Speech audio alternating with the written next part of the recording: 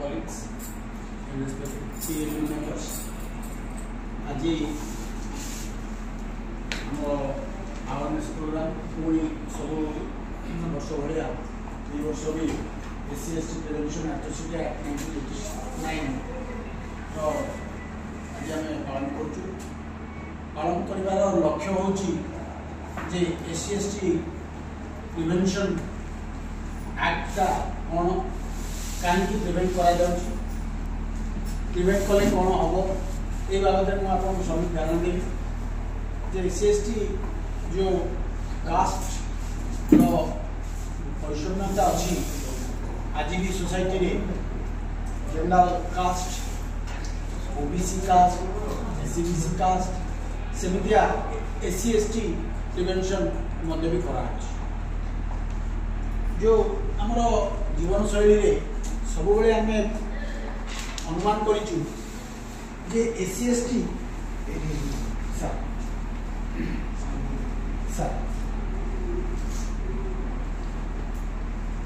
हमर जो SC/ST act अच्छी तार मूल लक्ष्य कहीं प्रिवेंशन दरकार पड़ुची कौन दरकार पड़ुची कौन असुविधा है प्रिवेंशन आज सोसाइटी दरकार पड़ुची नियम तैयारी प्रिवेंशन ये नियम कराई जनरल कास्ट आउ सब बेले गोटे जातिगत वैषम्यता रोचे से वैषम्यता को दूरेबा लगी जो SC/ST प्रिवेंशन कराई जे आज भी 40-45 वर्ष देश शासन पर आमको अनुमान होची जे नियम बनी से अनुमान होची जे SC/ST किसी परिमाण उपेक्षित अच्छा किसी परिमाण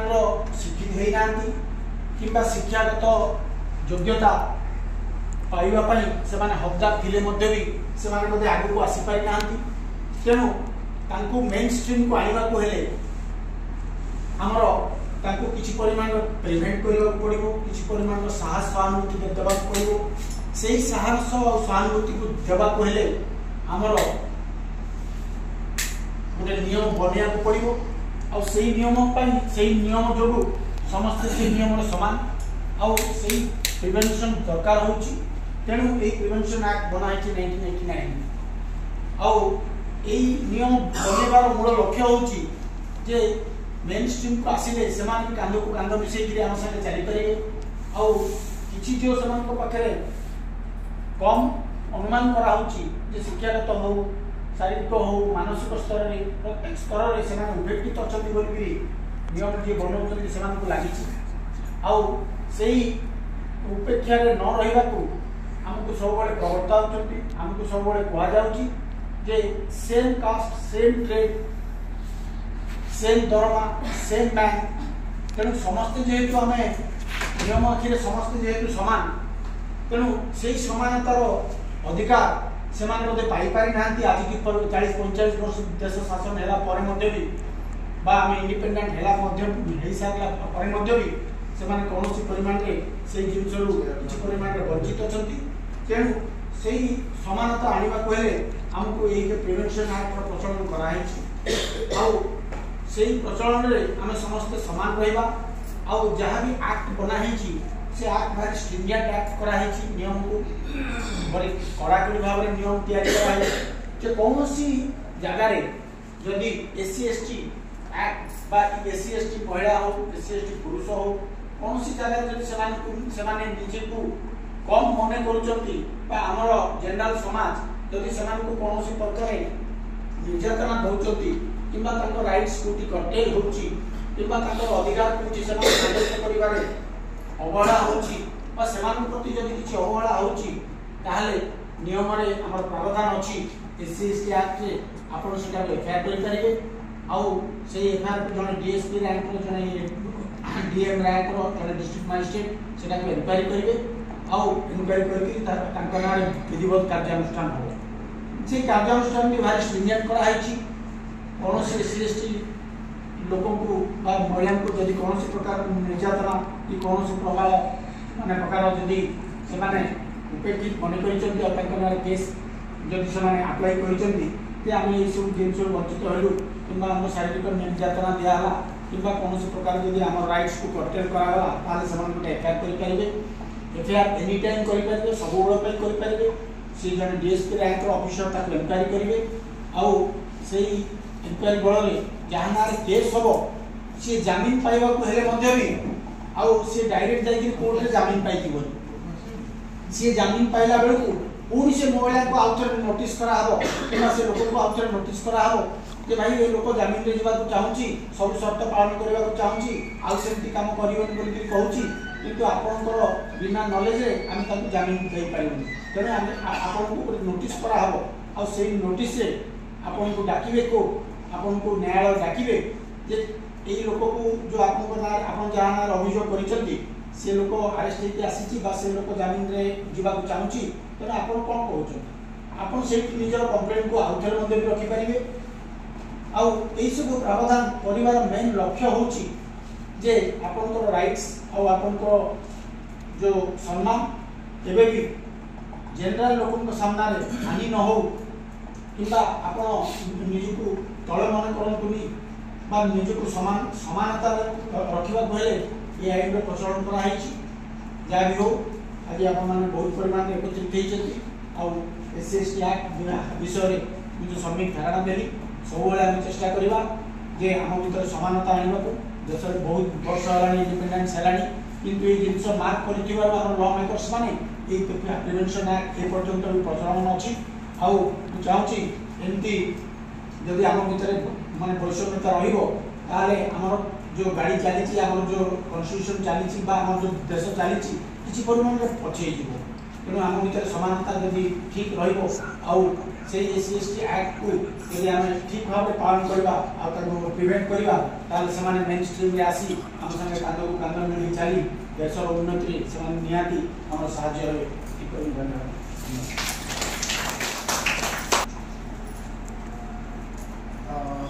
Respected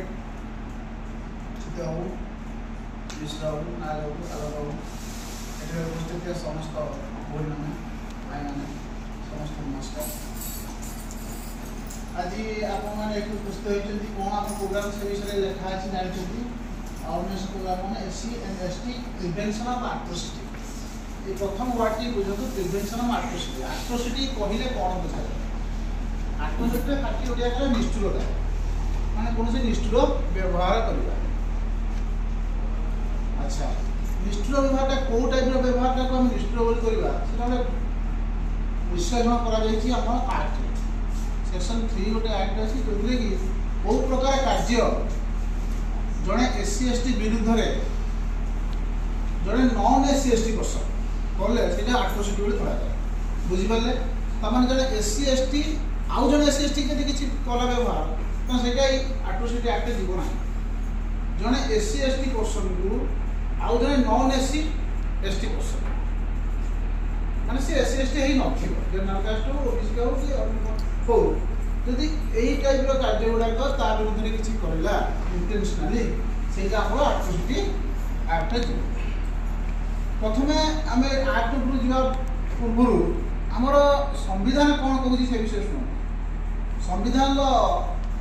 आर्टिकल 14 कहूँ the state shall not deny any person equality before law, equal opportunity, equal protection of मैंने आम संविधान कहला जे समस्त आईन एका समान से पुरुष हो नारी हो कि गरीब हो धनी हो से जेको जातिर हो जे धर्म हो समस्त आईन एका समान। Article 15 कहला the state shall not discriminate any person on the ground of religion, race, sex, caste and place of birth। कौन सी व्यक्ति जो जगह जे जन्म होई थाउ जेकोसी धर्म रही थाउ जेकोसी जाति रही थाउ जेकोसी लिंग रही थाउ ताको प्रति कौन बाछ विचार करबो नाही बोली आम संविधान मूल कहि किंतु संविधान परिणाम हबार आसिक 75 वर्ष है किसी अंश आम अनेक अंश सफलता पाई कि तथापि एपर्यंत आम मन में गोटे SC ST प्रति गोटे घृणा भाव सृष्टि रही से नीचा देखार जो चिंताधारा आम पाखे रही है जहाँकि आगुरी आम गोटे एत घृण्य प्रथा था जे अनटचेबिलिटी माने आम भावुले SC ST लोक छुईदे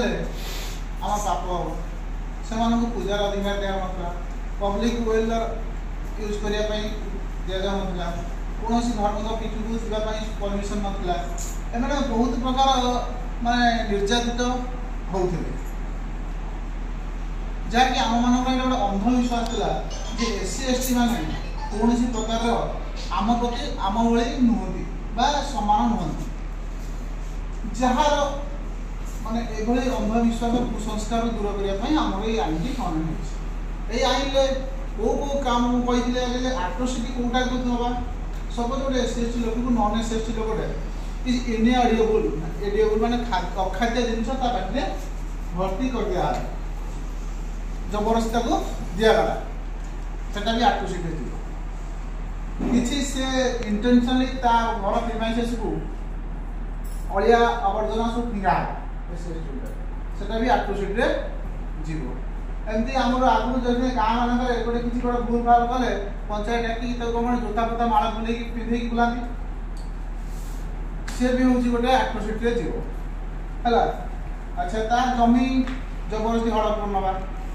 ताकू ता जगार डिस्प्लेस करदे तू ये आम उच्च जाति सब अच्छा तू निच जाति लोकटा ये रही भी आट्रोसिटी जीव बंडेड लेबर ताकू जबरदस्ती कौन कार्य लगे जो कार्य को सी इच्छा न गोरु गाई पशु पक्षी सेवार लगे आज कहते कल फल काढ़ा सब कम कराइबा ये सब माने यही सब टाइप कार्य को आम आट्रोसिटी भाव ग्रहण करवा बुझिपार ना ता छड़ा कौन ना सपोज सब गोटे गुरुत्वपूर्ण कथा कहूँ गोटे SC ST महिला ता सहित कौन संपर्क शारीरिक संपर्क रखिले सेटा दुष्कर्म बोली किमी सपोज ता सहित भैलिड कनसेंट नहीं कर